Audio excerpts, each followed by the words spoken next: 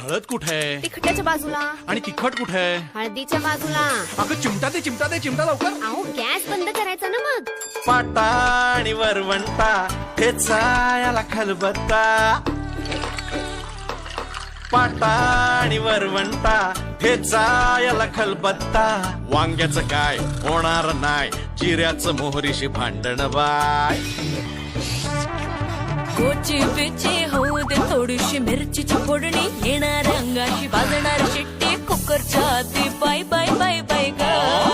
डोक्याला भार रश्याचा फार, भाकरीचा झालाय चमत्कार. सुरीची धार बघून पार, दुरून केलाय नमस्कार.